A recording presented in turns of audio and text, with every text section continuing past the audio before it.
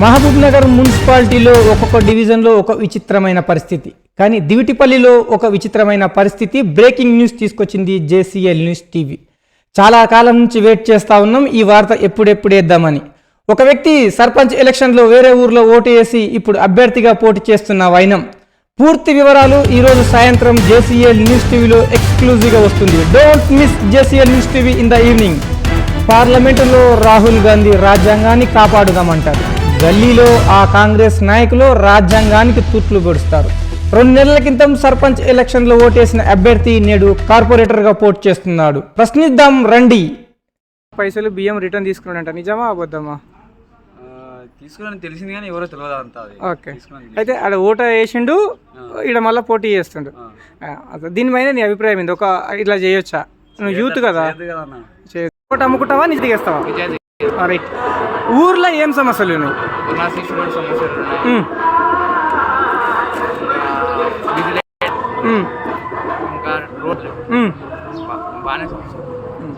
అయితే అప్పుడు ఎవరికి ఓటు వేయదు అనుకుంటున్నాను? Some example. కాంగ్రెస్ మంచిగా ఉంది, కాంగ్రెస్. అంటే కాంగ్రెస్ గత 2 నెలల ఏమైనా అభివృద్ధి చేసా? 2000 కోట్లు. అంటే మీ ఊరికి ఏం చేసిందని అడుగుతావు? మా ఊరికా ఇంత ఇప్పుడు కాంగ్రెస్ మీద రాలే కదా.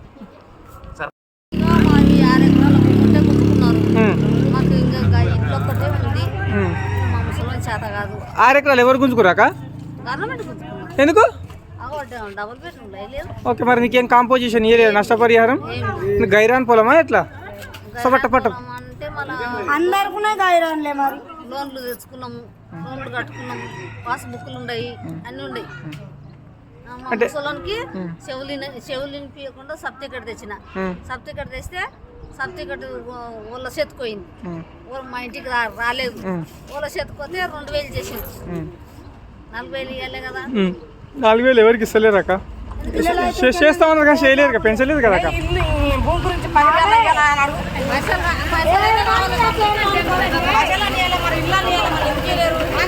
ఊతే కదా. నిజాయితీకి ఓటేస్తారా, లిక్కర్కు ఓటేస్తారా, పైసలకు ఓటేస్తారా? ఓకే, అంటే నిజాయితీగా ఓటేస్తే ఏం లాభం వస్తుంది? నిజాయితీ ఓటు ఇప్పుడు మన పనులు చేపించుకోవచ్చు. అదే మన ఓటు నమ్ముకున్న తర్వాత వాళ్ళ తర్వాత మనం ఇంటి దగ్గరికి వెళ్ళి నిజాయితీ అడగలేకపోతాం. అప్పుడు పైసలు ఇచ్చారు, మన ఓటు నమ్ముకున్నట్టు అవుతుంది. అది నిజాయితీ ఓటేసాం అనుకున్నా. నిజాయితీ ఓటే మనకు ప్రశ్నించే హక్కు ఉంటుంది. నిజాయితీ ఓటు ఎక్కడ వెళ్తాం, పైసలు తీసుకున్నాం అనుకో, అక్కడ నుంచి చార్జ్ పైసలు తీసుకున్నాం అనుకో, ఏమైతే అంటే మనం పోయి అలా మన పని ఉంటే అడిగాం అనుకో, నువ్వు నాకు ఒక్కనే ఓటేసాను, 60 పైసలు తీసుకుని ఓటేసాను. జనసేన నుంచి యువకుడు నిలబడ్డాడు కదా, సపోర్ట్ చేస్తారా? సపోర్ట్ అంటే కదా, చెప్పని కదా, అంటే యువకుడు కదా. సపోర్ట్ అంటే కొత్త పార్టీ, మన టీఎస్ లో లేదు, అది ఏపీ పార్టీ కొత్త వచ్చింది. కానీ ఓట్లు వృధా చేసుకోవడానికి దేశం కోసం, ధర్మం కోసం, ఈరోజు న్యాయం కోసం బీజేపీ పార్టీ నిలబడుతుంది.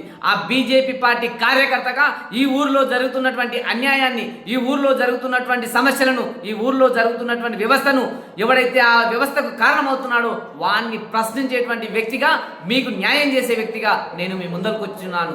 దయచేసి నన్ను ఆశీర్వదించాలని కోరుకుంటున్నాను.